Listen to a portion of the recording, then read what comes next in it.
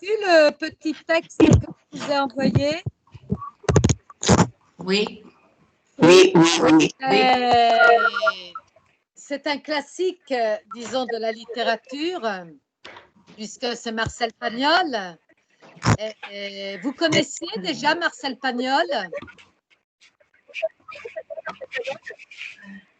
Nous connaissons déjà?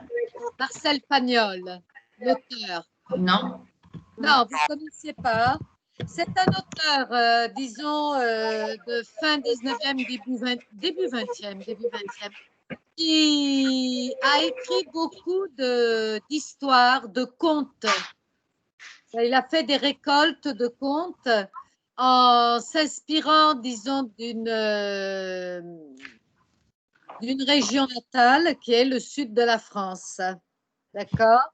Alors, on retrouve beaucoup, effectivement, à l'intérieur de ces histoires, un petit peu une tradition, une couleur d'ailleurs, de s'exprimer qui est proche du sud de la France. Et ce texte, je l'ai trouvé, enfin, je cherchais un texte parce que je voulais vous parler un petit peu de Noël, puisque je dis on arrive à Noël, même si ça sera pour certains de nous un Noël un peu différent. Moi, par exemple, je serai à Milan, je ne serai pas à Paris. Et on a tous un petit peu, ça va être un Noël un peu bizarre. Mais ce texte, en cherchant dans les textes de Noël, je l'ai trouvé et je me suis rappelé quand moi, je l'avais étudié à l'école. Il m'avait été présenté par une maîtresse, parce que j'étais encore à l'école primaire, par une maîtresse qui était d'ailleurs très très bien, dont j'ai un excellent souvenir, qui avait beaucoup de sens de l'humour et qui nous a expliqué avec toute une série, disons, de mimiques, comment en réalité ce prêtre était tenté par le diable. Parce qu'on l'appelle les 3 messes basses, parce qu'au fur et à mesure qu'il avance, au début, il commence ses messes normalement, puis la voix commence à baisser et à accélérer pour aller plus vite. Pourquoi? Pour aller manger, tout simplement parce qu'il était terriblement tenté par le festin qu'avait préparé le noble de la région. Alors, j'ai trouvé que ça pouvait être sympa. J'espère, vous l'avez lu? Oui, j'ai lu. J'ai lu le résumé. Il n'est pas très difficile comme texte. Non. Il est assez facile. On va l'expliquer ensemble si vous voulez. Oui. D'accord? On va se le regarder ensemble et puis on va l'expliquer ensemble. C'est un extrait. Certains de vous m'ont demandé, je crois, l'œuvre complète. Et je vous ai envoyé tant le conte des 3 messes basses complet que la récolte, le recueil des contes de Pagnol, d'accord, de Marcel Pagnol. Alors, je vais le prendre sur l'écran, d'accord? Je le mets sur l'écran. Alors, une seconde.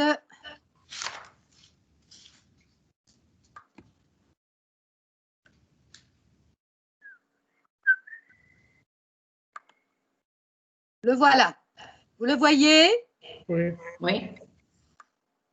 Je vais peut-être le mettre dans un caractère plus sombre parce que Oui. c'est clair comme caractère. Je ne sais pas comment ça se fait qu'il est comme ça. Voilà, ça va mieux comme ça? Oui. Oh, voilà, ça va Ouais, encore voilà. mieux. Oui, va mieux. très bien. Okay. Très bien. Alors, on va voir cet extrait.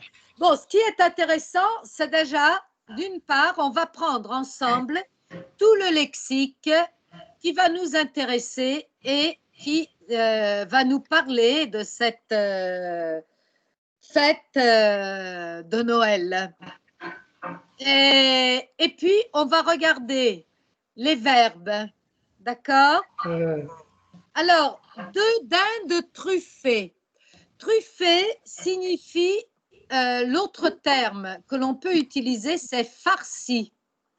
Farci veut dire rempli. Hein? Alors, généralement, truffées, dans ce cas-là, de quoi sont-elles farcies, ces dindes? De quoi sont-elles farcies? Des truffes. Des truffes. Truffes, bien Des sûr. truffes. Vous pouvez vous imaginer deux énormes dindes remplies de truffes. De C'est truffes. vraiment le top Tartufo. du Tartufo. luxe alimentaire. Oui, oui. Tartufo, c'est vrai. Alors, deux dindes truffées, Garrigou, dit-il. Oui, mon révérend. Et vous voyez que là, Garrigou, en réalité, qui est son sacristain, parle Oui. avec la voix du démon. Disons du démon qui tente, comme le démon qui avait tenté Ève avec la pomme. D'accord? Oui, d'accord. Oui, mon révérend.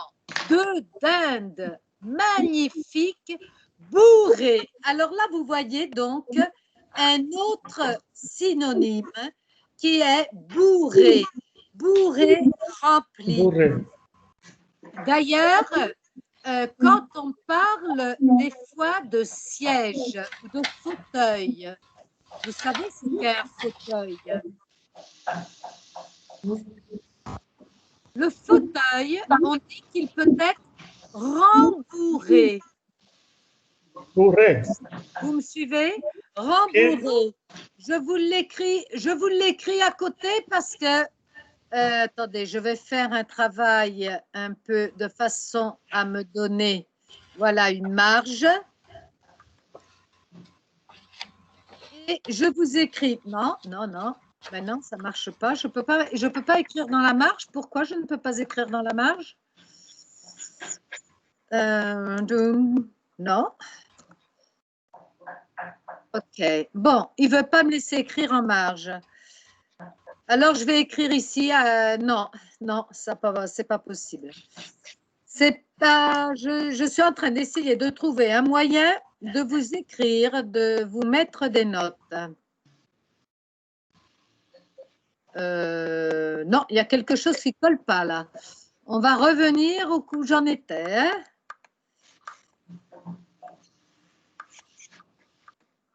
Excusez-moi, voilà. Alors, bourré, ben je vais écrire à côté, tout simplement. Rembourré. Rembourré. Oui, je peux enlever le S.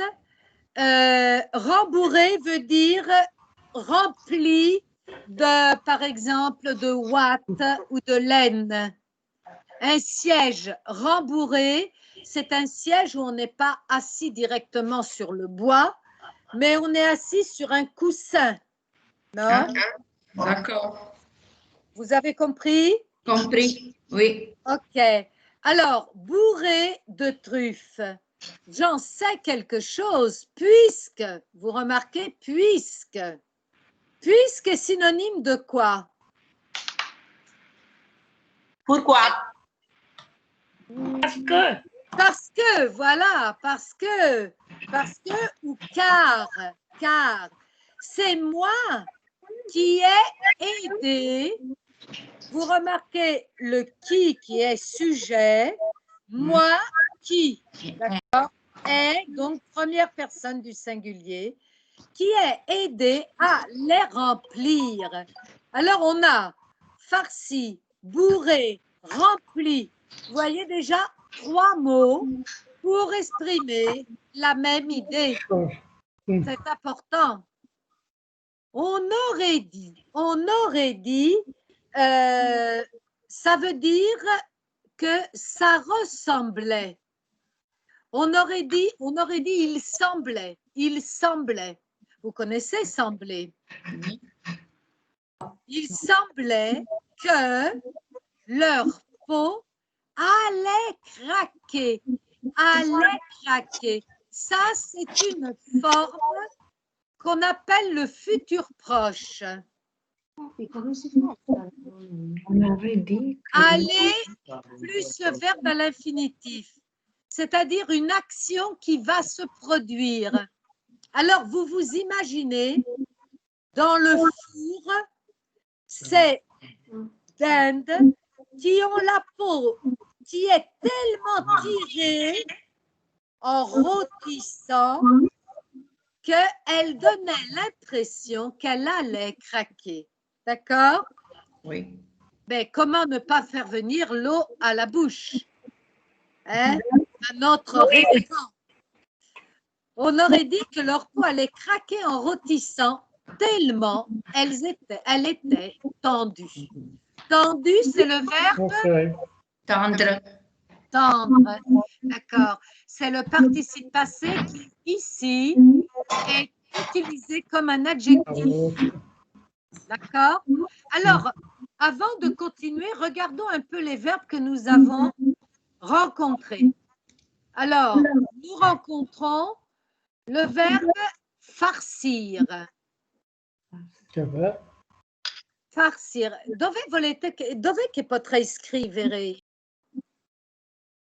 Solo sul foglio lì, perché non vi vedo nemmeno. Li scriviamo noi su un foglio. Bon, ma pour que vous ne fassiez pas d'erreur, je vous les écris à côté. Au revoir. Muriel, se vuoi, poi sì, o scrivili a fianco oppure potresti scrivere aprendo un altro Word, un altro documento. Mais j'ai peur, je vais essayer d'ouvrir un autre document, effectivement, mais j'ai peur que 2 documents, ça restreigne un peu. Alors, voyons voir. J'ouvre 2 documents. Non, ça, ben, si j'en ouvre un, je n'ouvre pas l'autre. Comme ils sont élargis, ce n'est pas possible. Non, j'y arrive pas. Bon, j'écris à côté. Alors, farcir. De dinde bourré. Bourré, c'est aussi un verbe. Oui. Je peux. Bourré. Bourré. C'è. Le verbe bourré, c'est aussi, on a la même racine que dans le verbe labourer. Vous savez ce que ça veut dire labourer?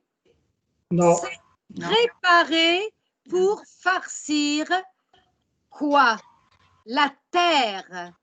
Le laboureur, c'est le monsieur qui passe avec son tracteur dans la terre, qui retourne la terre avant de la bourrer de graines. Comment vous dites labourer en italien? Arare. Arare, esatto. Dissodare. Esatto, labourer. Hein? Rebourrer de truffes. J'en sais, c'est le verbe Savoir. savoir. Très bien, puisque c'est moi qui ai aidé. Aider, c'est le verbe Aider. au passé composé. Aller remplir. Remplir, voilà un autre verbe. C'est un verbe du 2e groupe, régulier. Donc, il se conjugue comme le verbe finir. Je remplis, tu remplis, il remplit, nous remplissons, vous remplissez. C'è. D'accord? Oui. On aurait... Pardon? Vous avez une question? J'écoute? Non? Pas de question? Bon. On aurait dit que leur peau allait craquer. Un verbe du 1er groupe, craquer. Craquer peut être, ici, dans ce cas, la peau qui craque, c'est-à-dire qui forme comme des fissures. D'accord? Mais craquer, on peut aussi craquer devant quelque chose qui est très beau. Ah, cette robe, par exemple, m'a fait craquer. Je l'ai achetée.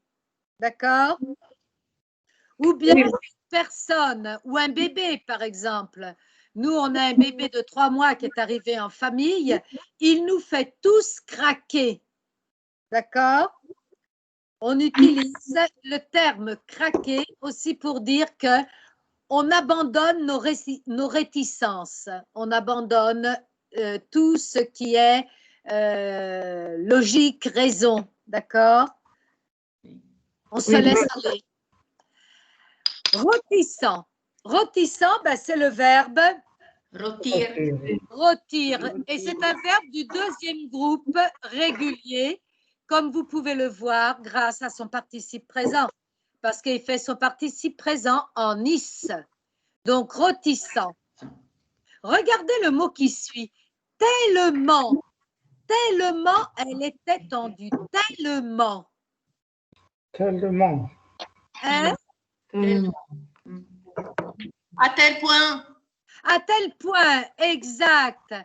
Elle était tendue à un tel point, d'accord, à tel point où tant, T-A-N-T, elle était tendue aussi. Vous pouvez écrire tant.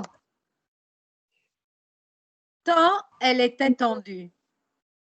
Jésus-Maria, dit-il. Jésus-Maria, moi qui aime tant, justement. Il a dit tellement, maintenant il dit tant.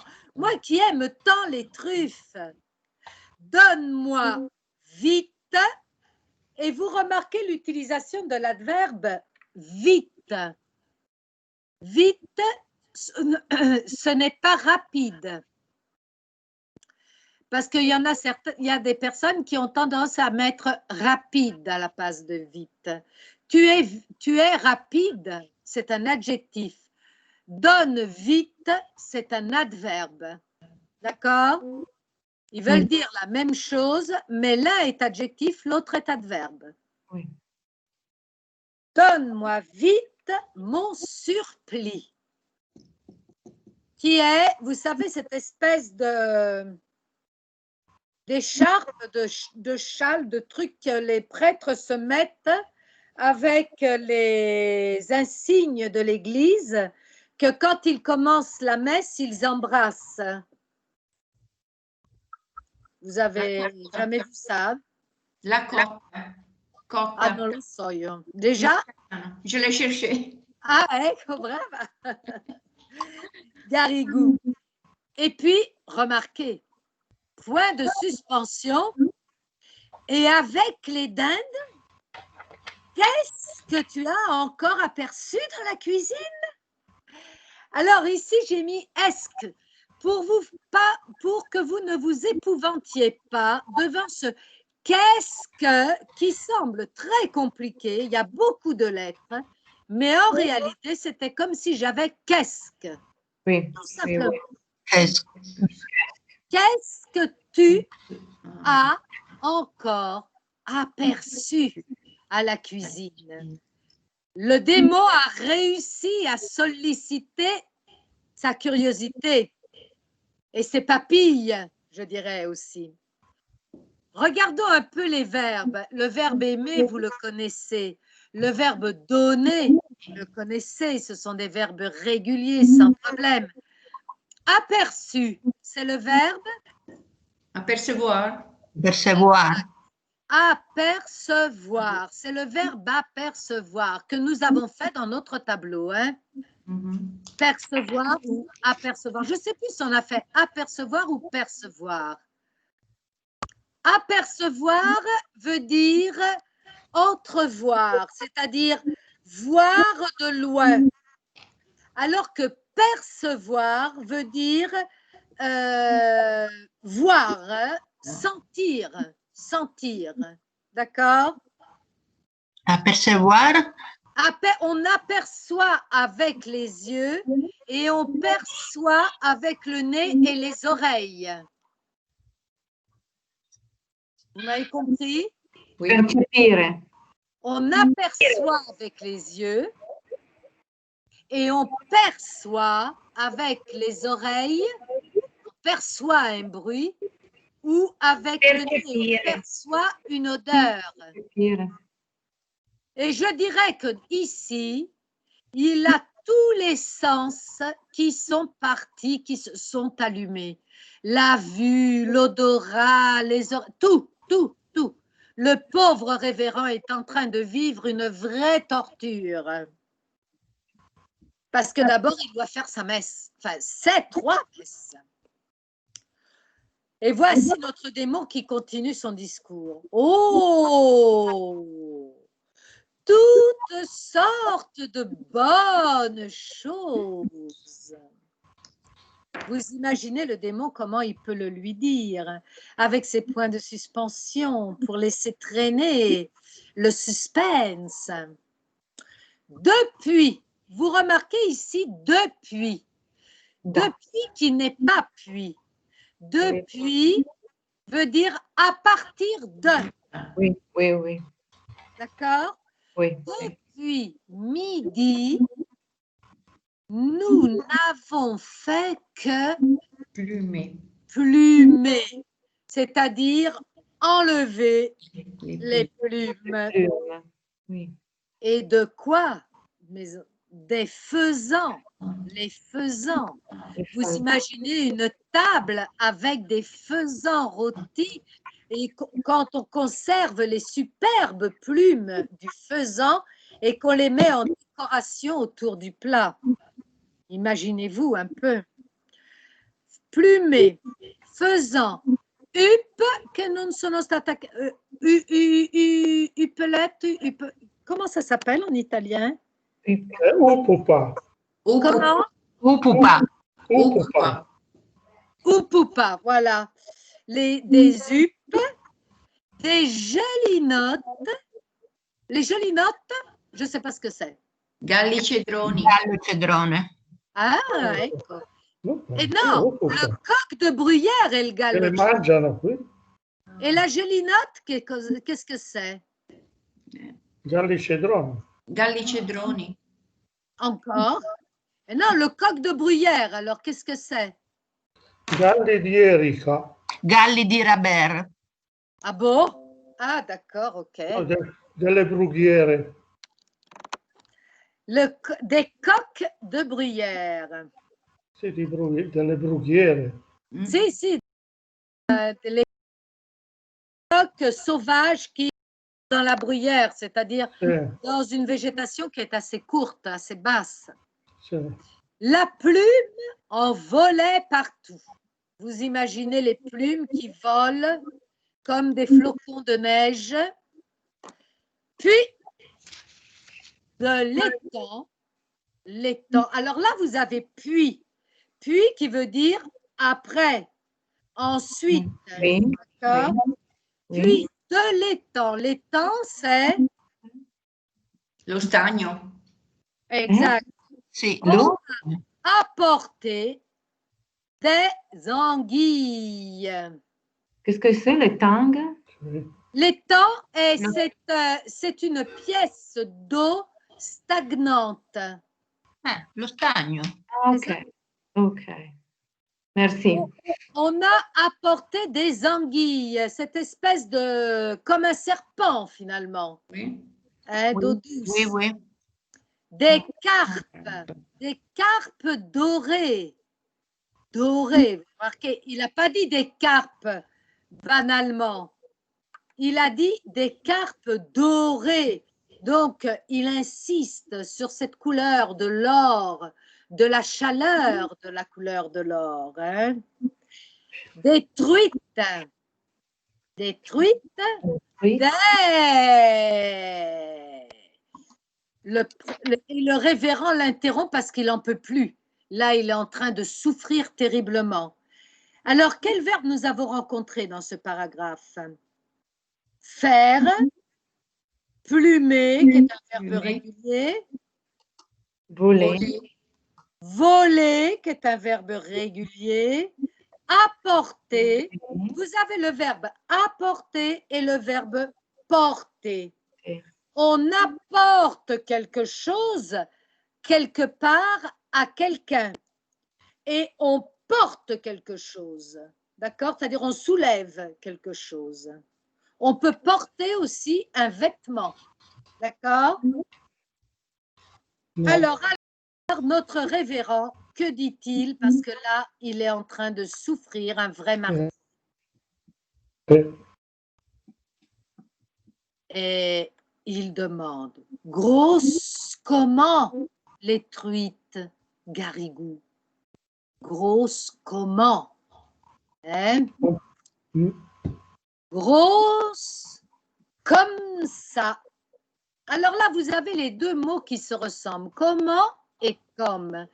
Comment qui en réalité, on l'utilisera pour un interrogatif. D'accord? Comment ça va? OK? Et comme, c'est la réponse en utilisant une comparaison. Et ça, c'est une expression typique du sud de la France. Comme ça, quand on veut faire les caricatures des gens du sud, on dit qu'ils disent toujours grosse comme ça. C'est-à-dire, ils ouvrent grand les bras et ils font un très grand signe pour dire énorme, évidemment. Énorme. Oh Dieu! Il me semble que je les vois. Point de suspension. Poi abbiamo ogni tanto questa cosa che mi arriva sopra. Boh. As-tu mis le vin dans les burettes? As-tu mis, c'est le verbe? Mettre. Mettre. Mettre au passé composé. Normalement, c'est tu as mis. Mais à la forme interrogative un peu raffinée, on Oui. fera l'inversion du sujet avec le verbe et on met le sujet derrière le verbe. Dans ce cas-là, quand le sujet est un pronom, on utilise le tiret. As-tu mis le vin dans les burettes? Il essaye, le pauvre, il essaye de résister. Il pense à ces burettes qu'il doit porter à l'église pour quand il va mettre le sang du Christ dans le calice. Oui. Hein? Oui. Il essaye de résister, il tente, hein? Mais c'est pas facile. Et les voix, c'est le verbe Voir. voir, Ouais. exact. Oui, mon révérend. Vous imaginez ce sacristain tout bielleux qui essaye d'endormir le révérend. J'ai mis le vin dans les burettes. Mesdames, il ne vaut pas celui que vous boirez tout à l'heure. Voyez, verbe boire au futur. Il ne vaut pas. Vaut, c'est le verbe. Valoir. Vouloir. Vouloir. C'est-à-dire qu'il n'est pas comme celui, ce qui est le pronom démonstratif, celui que vous boirez tout à l'heure. Tout à l'heure, c'est-à-dire dans pas longtemps. D'accord? Tra poco. En peu de temps. Poco. Tout à l'heure, en sortant, verbe. Sortir. En sortant de la messe de minuit. Si vous voyez cela, et vous voyez un petit peu, c'est le verbe voir, mais à quel temps est-il? Conjonctif. Voilà, Imparfait. c'est l'imparfait. C'est voyez, L'imparfait. c'est l'imparfait. Si vous voyez, Mm. non, ça serait le conjonctif, le subjonctif, pardon. Conjonctif. L'imparfait s'écrit exactement comme ça aussi, hein. Mais c'est le conjonctif. Si vous voyez cela, si vous puissiez voir cela, hein, parce que le subjonctif, on le construit à vous et à nous avec IONS et IEZ, comme à l'imparfait. D'accord? Donc, l'imparfait et le subjonctif pour nous et pour vous seulement sont identiques pour le verbe voir. Hein? D'accord? Si vous voyez cela dans la salle à manger du château, toutes ces carafes, vous remarquez toutes ces carafes qui flambent. C'est vraiment les flammes de l'enfer, hein, qui flambent, c'est-à-dire qui s'allument comme le feu, Fiammeggiano. pleines, c'est-à-dire remplies de vin de toutes les couleurs. Vous imaginez un feu vraiment dans des carafes de verre transparentes avec ces couleurs, avec la réverbération des lumières. Tout ça s'allume comme des rubis ou mieux comme des flammes. Qu'en réalité, ce sont les flammes de l'enfer qui s'approchent toujours plus près de notre référent. Et la vaisselle, qu'est-ce que c'est la vaisselle? I piatti, Tutti i piatti. Stoviglie. i piatti. Ouais, mais qu'est-ce que c'est? Qu'est-ce qui fait partie en français de la vaisselle? La lave-vaisselle. Non, le lave-vaisselle, ça c'est après. Mais qu'est-ce que c'est la vaisselle en français? Dites-moi des exemples de vaisselle en français. Le plat, Les plats. Les plats, attention, les plats, c'est pour servir. Ben, je vais vous écrire un peu de mots. Oui, Ah, Le plat, c'est pour servir. oui. Mais vous avez aussi, Assiette. voilà, l'assiette qui est pour manger. Et dans quoi vous buvez? Les Les verres. Verre. Voilà, le verre pour boire. Et avec quoi vous mangez? Les couteaux, les Les couteaux, les fourchettes, la cuillère. Les couteaux. cuillères, les couteaux, les Couteau. oui. le plat, l'assiette, le verre, la fourchette, la cuillère et le couteau. D'argent. D'argent parce que ça brille, ça reflète. Les surtout ciselés, c'est-à-dire les marques qui marquent les pages ciselées, les fleurs, les candélabres. Alors là, c'est vraiment les flammes, hein. Là, il a vraiment pris les flammes. Jamais il ne se sera vu un réveillon pareil. Se sera vu. C'est un temps un peu compliqué. Quel est le verbe qui est conjugué là? Voir. Voir, voir au futur antérieur. Voir au futur antérieur. Il ne se sera vu un réveillon. Réveillon, c'est quoi le réveillon? Un cenone. La vigilia. La C'est vigilia. le repas que l'on fait le 24 décembre soir. Un réveillon pareil, semblable, un tel réveillon. D'accord? Monsieur le marquis a invité tous les seigneurs du voisinage. Alors, une table formidable, des gens, le fine fleur de la fine fleur, une atmosphère de fête d'exception extraordinaire pour les yeux, pour la bouche, pour le nez, pour les oreilles, parce qu'il y aura aussi la musique. Vous serez au moins 40 à table, sans compter le bailli ni le tabellion. Sans compter, vous savez ce que ça veut dire? Oui, ça ressemble à l'italien. Oui, oui. Okay. Qu'est-ce que Ah, c'est? Les bailli.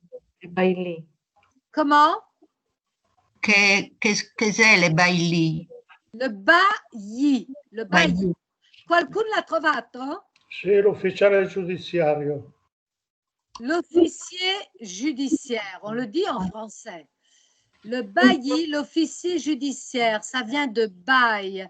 Le bail, c'est ce que l'on paye généralement pour des fonctions, pour le bail d'un magasin, c'est-à-dire celui qui s'occupe de tous les magasins, des loyers, de toutes les fonctions importantes dans une ville. Tout le commerce passe par le bailli.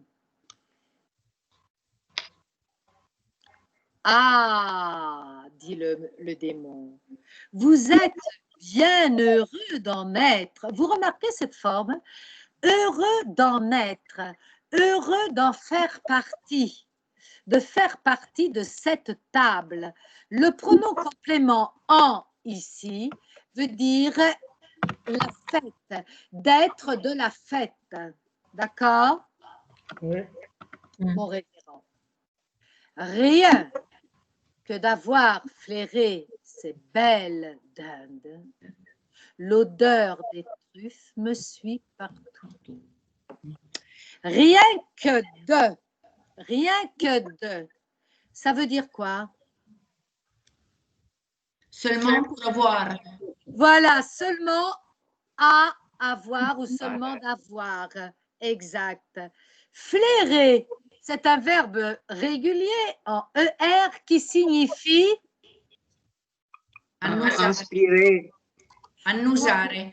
oui, sentir avec le nez. C'est le chien qui flaire. Le chien flaire. Et par exemple, le chien flaire justement quand il va chercher les truffes. Vous savez qu'il existe les chiens à truffes et qui flairent le terrain pour trouver où se trouvent les truffes. Donc, d'avoir flairé, c'est un jeu de mots.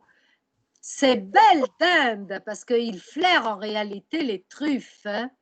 L'odeur des truffes, justement, me suit partout. Suit, c'est le verbe Suivre. Suivre. On l'a fait, le verbe suivre, n'est-ce pas? Non? Oui. Oui, hein? Oui. L'odeur, l'odeur. Vous me donnez des synonymes de odeur? Le parfum. Le parfum.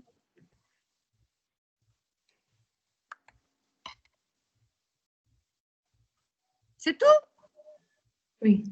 Oui. La saveur. La saveur, c'est avec la langue. L'odeur, c'est avec le Oui. nez. L'odeur, le parfum, le fumet, quand on parle de cuisine. Oui. Le Le fumet, fumet. par exemple. Des truffes me suivent partout. Ça veut dire Dans chaque place. hein, Dans chaque place. dans chaque place, exactement, partout, partout. C'est-à-dire, il se colle à moi, il ne me lâche plus. Dit-il. Et le révérend reprend la parole. Allons, allons, mon enfant. Gardons-nous. Ici, c'est l'impératif. Gardons-nous du Oui. péché de gourmandise. Gardons-nous, c'est le verbe garder. Guarda. Péché, péché, c'est l'erreur, la faute. Hein? Vous voyez, le péché de gourmandise. Surtout, ça veut dire Soprattutto. oui, soprattutto. Surtout la nuit de la nativité. Va bien vite allumer les cierges. Allumer. Et vous remarquez encore, va bien vite. Hein? Allumer, ça veut dire mettre la flamme au cierge. Vous savez ce que c'est les cierges? Oui. Candele. Candele. Et sonner. Ceri, Ceri. i ceri. I ceri, esatto. Et sonner avec les cloches, sonner le premier coup de la messe. Car voilà que minuit est proche, c'est-à-dire lui la veut de plus en plus proche en réalité. Il ne faut pas nous mettre en retard. Il ne faut, c'est le verbe Falloir. falloir. Hein? C'est un verbe, on appelle ça impersonnel Personnel. parce qu'il se conjugue seulement à la troisième personne du singulier. Oui. Il ne faut pas nous mettre en retard. Vous remarquez l'expression se mettre en retard. Hein, on dit se mettre en retard. Okay? Prendre du retard. Eh bien, notre pauvre révérend aura une drôle de surprise. Il y a quelqu'un qui a lu toute l'histoire? Oui, j'ai lu. Oui. Oui. Oui. Moi aussi. Oui. Et vous avez vu la surprise que va avoir le révérend? Oui. Eh oui, oui, oui. Alors, c'est un chef-d'œuvre de description en réalité, cette page. Il y a des descriptions vraiment extraordinaires, formidables, qui donnent envie. Vous n'avez pas eu envie, vous aussi, de manger la dinde? Oui. Oui. Alors, je m'arrive où je voulais arriver, dans le sens que je vais vous envoyer pour la semaine prochaine la recette de la dinde truffée, mais pas aux truffes, mais celle que l'on fait maintenant en France, la tradition, parce que la dinde truffée de truffes, c'est luxueux. Pas tout le monde peut se permettre une dinde truffée, même avec les truffes les plus bons marchés qu'il y ait. Mais maintenant, on mange beaucoup la dinde au marron. Hein? Ah, con le castagne. Eh oui, et on truffe la dinde avec des marrons. Ça, c'est la tradition française pour manger le soir du réveillon, disons du 24 décembre. Alors, je vais vous envoyer, moi, la recette de la dinde au marron. Je vais essayer de vous en trouver une belle. Et belle et bonne, comme ça, vous pourrez essayer de la faire. Et puis, vous, par contre, pour la prochaine fois, vous devrez me chercher des recettes de repas. Io chiudo la pagina anche, hein? Et je retourne à vous si... Voilà. Me voilà. Excuse-moi, Oui. Muriel. Qu'est-ce que veut dire les trois messes Mais- basses? Oui. Alors, les trois messes basses, c'est le titre parce que, en réalité, tout commence avec notre révérend et le sacristain qui est possédé par le démon et qui, lui met l'eau à la bouche, lui réveille toutes les papilles, toute l'envie. On la voit, on les voit, ces dindes, on se les voit. On s'imagine la table, elle est extraordinaire, cette table, on la voit. C'est presque féerique.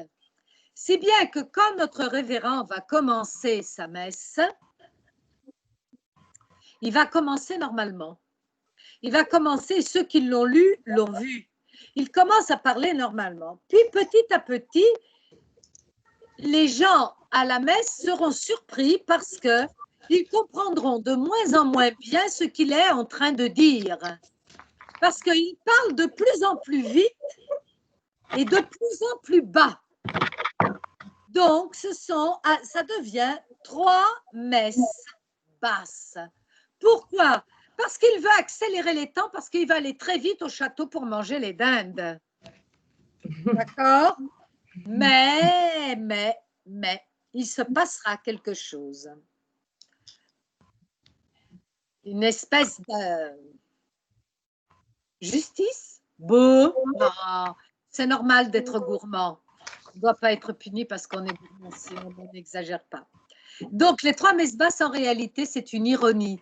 C'est une ironie, c'est un petit peu aussi une ironie envers l'Église, envers ces prêtres qui prêchent la bonne parole, qui prêchent ce qu'il faut faire et ce qu'il ne faut pas faire, et qui souvent sont les premiers à ne pas faire ce qu'il faut ne pas faire.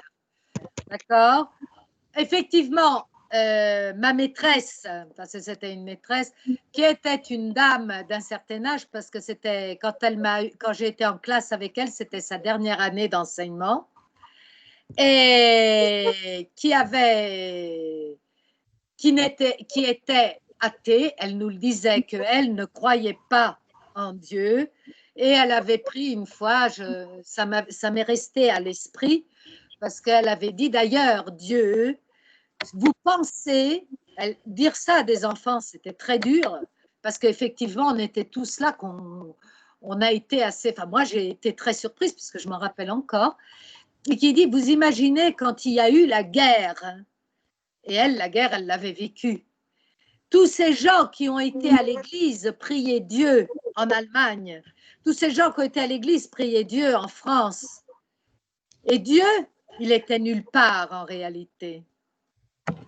Et donc, quel Dieu? Le Dieu devrait être le même pour tout le monde.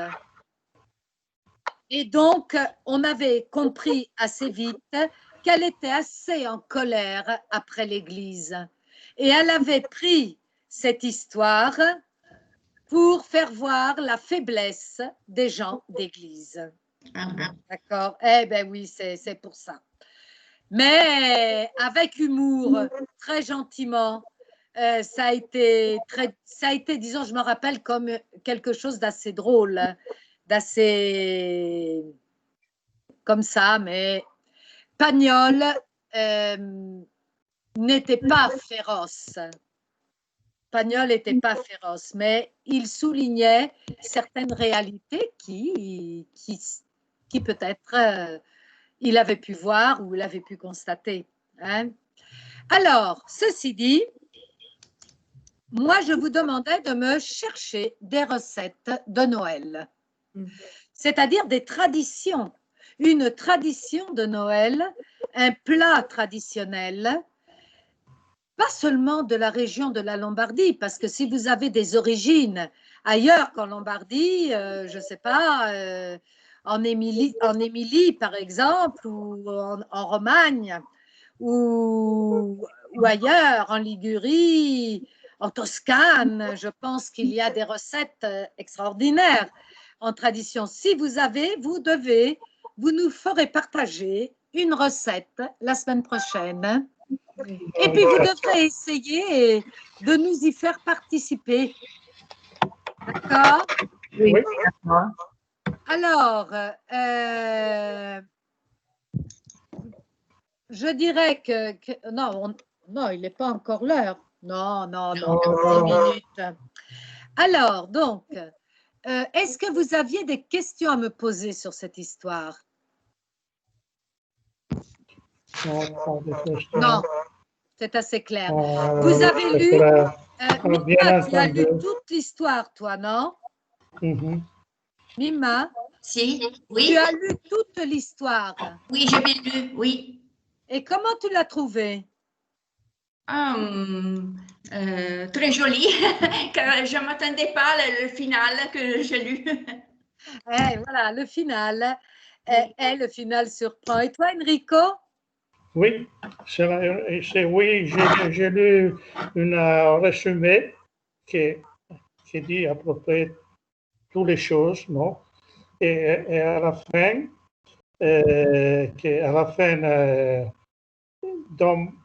Balanger va mourir pendant la nuit pour avoir trop mangé. Et Voilà. Dieu ne lui permit d'entrer en paradis. Après d'avoir dit, je ne me rappelle plus le numéro des messes avant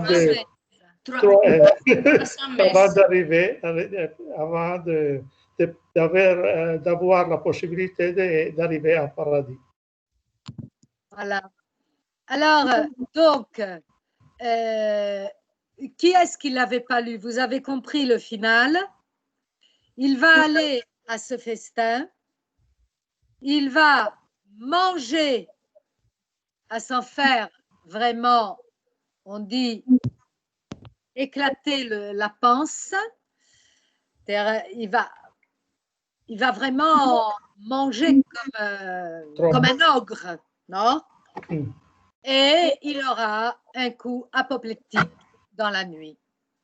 Et il n'arrivera pas à accéder au paradis. Parce que Dieu ne lui pardonne pas son péché de gourmandise. Voilà. C'est aussi très moral. Hein? D'ailleurs, les contes de Marcel Pagnol sont très moraux. Il y en a plusieurs, hein, il y en a plusieurs, mais c'est les contes classiques que l'on peut trouver en général. Vous ne connaissiez pas Marcel Pagnol? Non. Excusez-moi, Muriel, je n'ai pas compris une chose. Mais pourquoi ici, il y a les 3 messes basses d'Alphonse Daudet? Alphonse Daudet, oui, non, c'est moi qui me suis trompée. Ah. C'est Alphonse Daudet, oui. Non, parce que c'est 2 personnages, Marcel Pagnol et Alphonse Daudet, qui ont écrit beaucoup de contes. Et là, j'ai fait croisement. Non, c'est Alphonse Daudet. Donc c'est bien lui l'auteur de ce conte. Oui, c'est lui l'auteur, absolument. C'est moi qui ai fait un lapsus. En réalité, Pagnol est beaucoup plus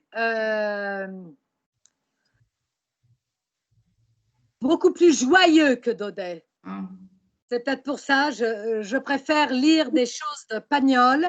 Pagnol, par exemple, il a écrit le moulin, disons les mémoires de mon moulin, les lettres de mon moulin, le château de ma mère, ce genre de classique. J'avais hésité d'ailleurs prendre un Pagnol et puis j'ai trouvé que non, Daudet avec ses 3 messes basses était un peu plus juste sur l'esprit, disons, de Noël.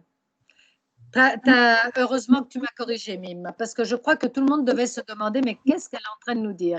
Elle nous parle d'un auteur et puis… Non, c'était juste. Bien. D'autres questions? Non.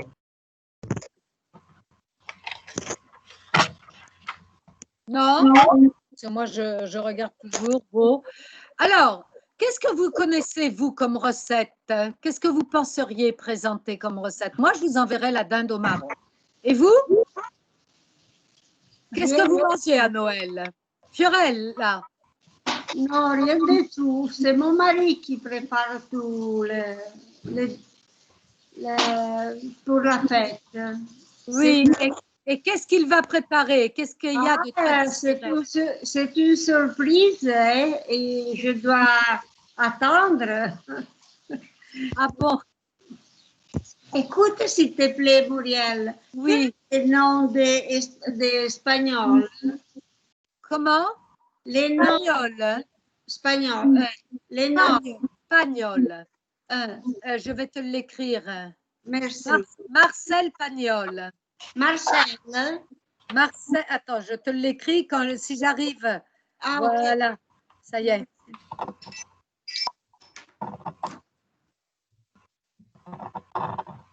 Marcel Pagnol. Ok, merci beaucoup. Voilà. Tous 2 proviennent du midi de la France. Hein. Tous 2 proviennent du sud de la France. Ah, ok. Concetta, qu'est-ce que tu vas faire de bon pour le réveillon? C'est mes maris que… Moi aussi. Oui, c'est mes maris. Je ne sais pas cuisiner. Mes maris est vraiment Il est passionné pour la cuisine. Oui. C'est bien. Simona. Oui. Alors, une recette. Qu'est-ce que tu penserais chercher comme recette de Noël? À Milan, nous nous appelons le capone. Le capone. Eh oui, le chapon en français. Chapon. Oui. Il Il y a des autres plats. Oui, oui. Le chapon qui est l'équivalent, enfin disons, un peu plus petit que la dinde. La dinde est un peu plus grosse Oui. que le chapon. Oui, oui. Et Francesca, Ah oui, je suis grandie à Gênes et là-bas, on mange du bacala au réveillon. ah bon, bacala, c'est intéressant ça, Oui. très intéressant.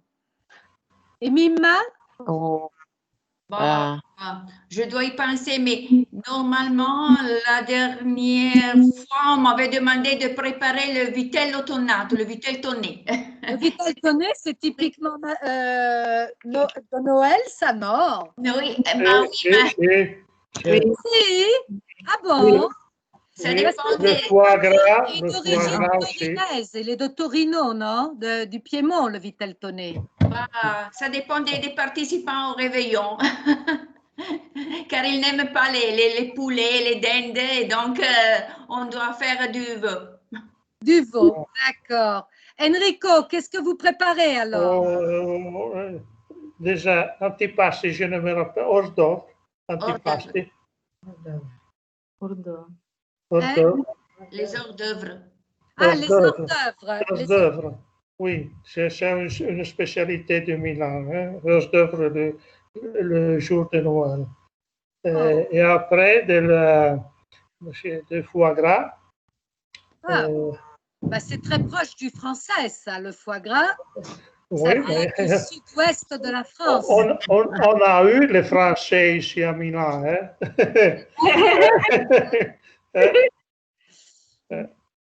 Et, En France, alors moi, cette année, ça va être complètement différent.